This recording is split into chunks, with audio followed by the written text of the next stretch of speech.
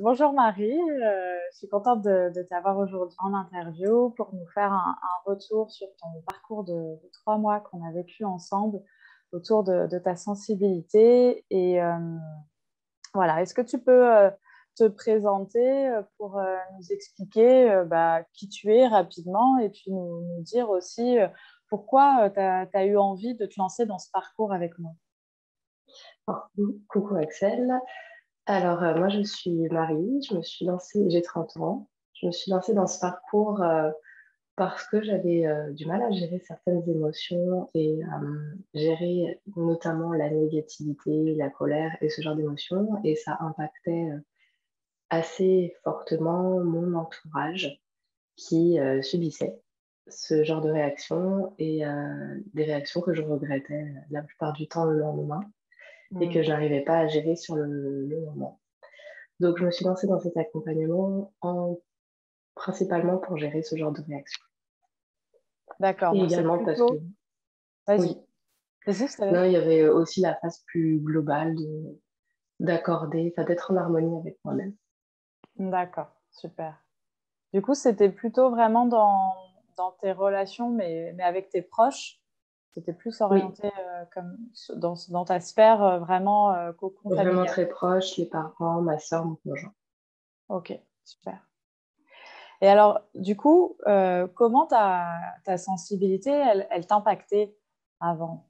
Tu nous as parlé de colère, tu nous as parlé Mm. de paroles euh, peut-être démesurées que tu regrettais après. Est-ce que il y a d'autres façons dont ça t'impactait? Est-ce que tu as des exemples concrets à partager par rapport à ça? Oui, au-delà des trop pleins d'émotions, il y avait aussi beaucoup de moments où je n'arrivais pas à mettre de barrière entre l'émotion des autres et la Ok. mienne. Ce qui Hmm. fait que je faisais un peu éponge entre l'émotion de la personne en face et je reprenais ces émotions-là sans avoir la capacité de les gérer. Et alors, du coup, il se passait quoi à ce moment-là? Une overdose d'émotions qui explosait en bout de chaîne. Ouais. Et alors, l'explosion, c'était comment ça se passait pour toi? C'était des réactions incontrôlées, enfin, en tout cas des mots Hmm. qui dépassaient largement ce que je pensais, Hmm. sans raison, ce qui laissait aussi dans la compréhension des proches, puisque je pouvais avoir des moments de colère sans qu'il y ait d'événements déclencheurs Hmm. visibles par eux. Donc c'était beaucoup d'incompréhension et je pense assez difficile à supporter au quotidien quand ils ne savaient pas comment m'aborder en fonction des jours. Bah oui, j'imagine, c'est pas simple à leur place, parce qu'ils ne comprenaient pas tout en fait. Mhm, ouais, c'est ça. Mais est-ce que toi, tu comprenais aussi ce qui t'arrivait? Non, non, non, pas plus que. D'accord. Et du coup, comment tu te sentais dans ta tête à ce moment-là? Tu nous as parlé t'as pas dit culpabilité, mais t'as employé le terme regret avant. Enfin, tu vois, Mm. le fait que tu aies ces paroles, après, du coup, tu ruminais. Qu'est-ce qui se passait? Alors, je ruminais pas forcément, mais c'est en voyant la réaction de mes proches, de la tristesse, de la compréhension, que là, je culpabilisais d'avoir eu ces mots ou ces réactions, puisque c'était pas du tout justifié dans la mesure où il n'avait rien fait, ou ça pouvait être un tout petit événement qui avait déclenché ça. Donc, oui, des regrets par rapport à ce que eux ressentaient, par rapport à ce que eux vivaient. Et quand je me repassais la situation dans ma tête, je ne comprenais pas pourquoi j'avais été aussi loin dans mes mots ou dans mes réactions. Hmm, d'accord. Donc, il y avait vraiment ce côté incompréhension de tes Mm, réactions, oui, mais par contre, tu n'arrivais pas à contrôler, en fait, c'est ça? impossible de contrôler Ouais, ok. et de me calmer. Ouais, c'est ça. Ok. Et c'était surtout sous forme de paroles et un peu colérique, quoi. Je pense que Oui, c'est ça, ouais. tu Ouais. t'énervais, c'est ça? Mm, Hmm, un peu d'accord. blessante. Ouais, c'est ça. Ok. Et alors, du coup, comment tu te sens aujourd'hui après ce parcours que tu as vécu avec moi? Mais complètement transformée. C'est un très beau parcours qui m'a permis à la fois de gérer mes émotions, de gérer ces moments-là, Mm. Mais bien plus que ça, d'être complètement, enfin, en tout cas, d'être sur le chemin de l'harmonie avec moi-même, Oui. d'être pleinement épanouie dans ma vie au quotidien et de ne plus avoir de moments où je ne me contrôle plus.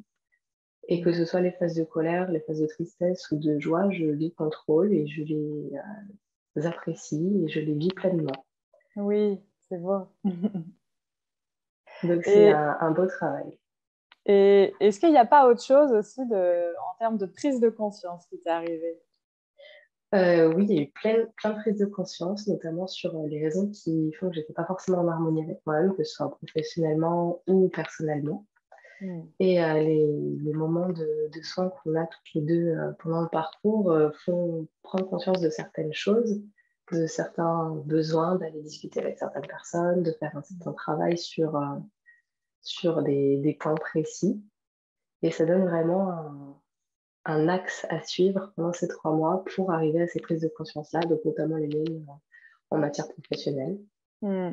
Et ça a été des vraies révélations. Ouais, ça a été Trouver puissant hein, pour l'équilibre. toi et bravo Ouais. encore parce que c'est pas forcément facile de prendre conscience que en fait on n'est pas à la bonne place aujourd'hui parce que on a suivi un flux, une rivière, mais qui n'est pas la nôtre et du coup on arrive là et on se dit qu'est-ce que je fais là? Et du coup bah faut sortir de la rivière pour aller dans une autre rivière et ça demande un effort. Et ça, c'est ce que tu fais et c'est ce que tu as fait, et ce que tu es toujours en train de faire, parce que c'est un parcours. Mm. Mais bravo à toi parce que c'est loin d'être facile. Et ça demande beaucoup de courage et c'est ce que tu as fait. Et moi, je suis très fière de toi par rapport à tout ce travail que tu as fait sur toi, vraiment. Et j'ai vu la différence entre comment tu étais au début, quand tu es arrivé, comment tu te sentais et comment tu es aujourd'hui. Ça n'a rien à voir, Mm. c'est plus du tout la même Marie. Donc, Oui. ouais. Est-ce que tes Bah, proches ont remarqué aussi des changements? Et est-ce qu'ils te l'ont dit? oui, surtout mon conjoint qui me voit au quotidien et Oui. qui ne subit plus de mauvais comportements. Ah oui, oui, il y a eu complètement des changements et les améliorations, le fait que je sois plus en harmonie, le fait que je sois assez plus équilibrée. Et ça l'impacte lui aussi au quotidien, puisqu'il prend de temps en temps exemple sur mes Ça, c'est nouvelles super. petites routines de méditation, de respiration. Ah oui, il fait avec toi parfois? Il l'a fait quelques fois avec moi, Ouais, super. mais la pensée positive, il le fait avec moi aussi. Donc, Ouais, il est conscient, en tout cas, des bienfaits que ça peut avoir. ouais, c'est super. Et du coup, ça a amélioré votre couple, votre relation de couple. Est-ce que vous êtes plus Oui, oui, proches complètement. maintenant par Mm. rapport à avant? Ouais, Oui, ouais. C'est super, c'est beau. oui, oui. Et même s'il n'est pas forcément ouvert à tout ce qui est surnaturel, on va dire, en tout cas, il l'entend et il est tout à fait capable de discuter avec moi de tout ça, donc c'est très bien. Ah ouais, bah écoute, c'est super. Ensuite, chacun fait ce qu'il veut, mais de Mm. toute façon, vu qu'il est dans ton cocon à toi, quand toi, t'es... Parce qu'un couple, c'est vraiment un cocon que vous faites tous les deux. Quand toi, tu vas faire ton travail sur toi, bah lui, tu lui fais monter aussi parce que vous êtes dans la même bulle. Donc, du coup, même s'il te dit, oui, mais moi, je sais pas trop, en fait, il fait le travail aussi parce que toi, tu le fais à côté. Et donc, ça, il y a une résonance qui est toujours, mais très significative dans la vie de famille, donc avec notre mari, notre conjoint et nos enfants, parce qu'en fait, on est dans le même cocon.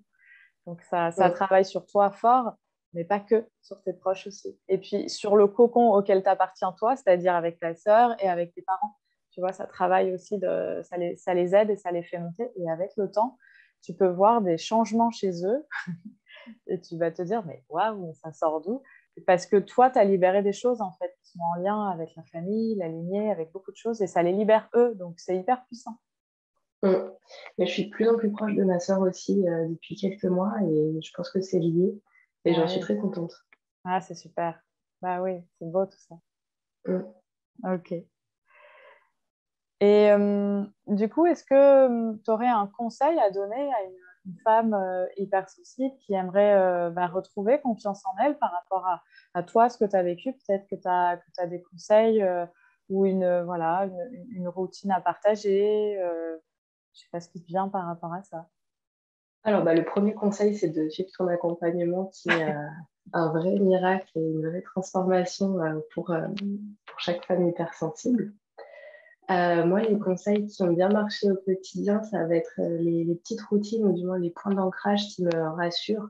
Quand je suis face à une situation un petit peu stressante, je sais que certains conseils que tu donnes dans l'accompagnement vont me faire redescendre en pression. Mm. Donc, notamment la respiration en 5 temps que tu Mm. expliques, la cohérence cardiaque. La cohérence cardiaque, Ça, ouais. je le fais très souvent et ça marche vraiment bien.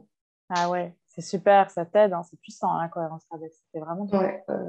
Mm. Et dans tous les cas, ça donne aussi une accroche psychologique sur quelque chose de rassurant qu'on maîtrise, qu'on connaît. Et donc, le fait d'avoir cette petite routine avec la respiration, avec le yoga que j'ai pris depuis l'accompagnement, depuis les conseils que tu as donnés sur le yoga, Mm. ça crée vraiment des moments pour soi, Mm. de reconnexion à soi, et qui sont finalement très bénéfiques et qui permettent d'avoir ces moments où on décompresse, où on reprend le contrôle de nos émotions, et puis aussi de tout simplement accepter les émotions, les laisser venir et les Mm. vivre, que toutes, comme tu l'expliques aussi pendant ton accompagnement, une émotion, ça nous traverse, il ne faut pas la garder, il faut la laisser sortir. Et tous Mm. ces petits conseils que tu donnes sur comment laisser sortir les émotions, les accepter, sont vraiment utiles au quotidien. Ouais. Et c'est vraiment le terme accepter, tu vois, tu l'as dit, mais c'est presque le plus dur. Parce que bon, après, Mm, libérer son émotion, il y a des exercices, c'est facile, c'est pas ça le compliqué, c'est vraiment accepter de se laisser traverser par elle. Et je trouve que c'est ça l'étape qui est pas simple. Et ça s'apprend en fait. On nous a pas appris à faire ça. Nous, on nous apprend au contraire à garder tout à l'intérieur de nous et donc on les accepte pas. Et c'est mm, là où ça fait cette cocotte minute que toi tu vivais dans ton quotidien parce que c'est toute l'accumulation depuis ton enfance. Donc ça fait des années quand même. Et après, une fois que tu libères, et ben maintenant, je pense que quand tu vis une émotion, ben, tu l'accueilles, tu l'écoutes, peut-être que tu dis ah, ben, qu'est-ce que c'est, à quoi ça se rattache, tu te poses ces petites questions, puis après tu la libères et puis hop, ça mm. fait son parcours et il y a plus, tu les bloques plus en fait. Oui, et se demander le pourquoi après, comme tu l'expliques aussi dans ton accompagnement, pourquoi j'ai vécu cette émotion, qu'est-ce qui a déclenché en moi cette émotion.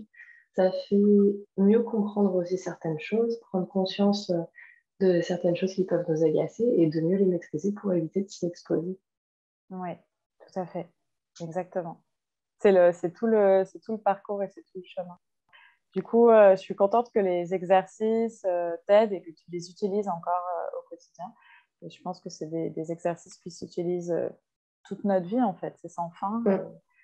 Mm, Et le yoga aussi, ce que tu fais avec cette pratique corporelle. Donc moi, je ne suis pas professeure de yoga, mais je pratique le yoga comme toi très régulièrement. Et ça libère, ça permet de libérer par le corps en le mettant en mouvement. Et ça, c'est vraiment essentiel. Et ça soulage déjà énormément en faisant ça. Donc c'est très complémentaire en fait entre ce mm. que tu récupères dans l'accompagnement et peut-être qu'il faudrait que je me forme au yoga, même si c'est une autre, c'est une autre formation, mais c'est quelque chose que j'ai en tête que je ferai plus tard. Et en tout cas, les deux, c'est juste magique Mm. ensemble. Ouais, et la vraie force de ton accompagnement, c'est que c'est une vraie boîte à outils. On prend ce qui nous plaît, ce qui marche sur nous. On peut tester plein de choses comme la lithothérapie Oui, ou plein de choses qui peuvent nous parler ou moins nous parler et à prendre ce qui nous plaît et ne laisser de côté ce qui ne nous plaît pas. Mais au moins, on aura fait en tout cas, on aura fait cette prise de conscience de ce qui existe et mmh. choisi le niveau le plus adapté pour nous. Et ça, c'est vraiment bien parce que j'ai pas forcément pris tous les outils de la boîte à outils, même si je les ai expérimentés pendant 3 mois. Et le fait de vraiment avoir un parcours adapté à chacun et très complet, ça fait que ça répond vraiment à un maximum de personnes. Ouais. Effectivement, après cette boîte à outils, toi, tu te fais la tienne. Moi, je t'en donne, Mm, je te fais une proposition en te disant, bon voilà, je te mets plein de choses sur la table, teste pour voir ce que tu préfères, et ensuite tu gardes ce que tu préfères, bien sûr. Et ça, c'est mm, super. Après, si tu fais ta propre boîte à outils, c'est ça ce qui est puissant en fonction de ce qui te parle, ce qui marche pour toi. Et après, tu vas pouvoir gérer ton quotidien en ressortant. Hop, là, j'ai besoin de cet outil, là, j'ai besoin de celui-là, là, j'ai besoin de celui-là. Et après, tu es complètement autonome, en fait. mm. Donc oui, je recommande complètement son accompagnement, que ce soit tous ces petits outils qui nous a mis à disposition, les soins aussi qui sont très puissants, qui permettent de prendre conscience de beaucoup de choses. Mm. Donc c'était vraiment 3 mois très intenses et très transformateurs pour moi. Non. Bah, écoute, je suis très heureuse en tout cas de ton parcours et vraiment très fière de toi, je te le redis encore. Et merci beaucoup, Marie, pour ce retour que tu me fais et pour toute la belle énergie que tu apportes. Et puis, je te souhaite vraiment une très belle continuation. Et on est en ce moment sur un autre parcours qu'on fait ensemble avec le cacao. Ça n'a rien à voir, mais voilà, ça fait partie de la continuité. Tu avances, tu continues. Et ce n'est que le début parce qu'on est en chemin tout au long de notre vie. Donc, Ouais. après, c'est juste de plus en plus beau et on se connecte à des choses. On vit vraiment en conscience pleinement le moment présent et ça n'a pas de prix et ça permet d'être vraiment bien au quotidien. Donc voilà, merci d'avoir fait ce chemin et d'avoir eu le courage de le faire. Merci beaucoup. Et merci à toi pour ton accompagnement qui nous est proposé.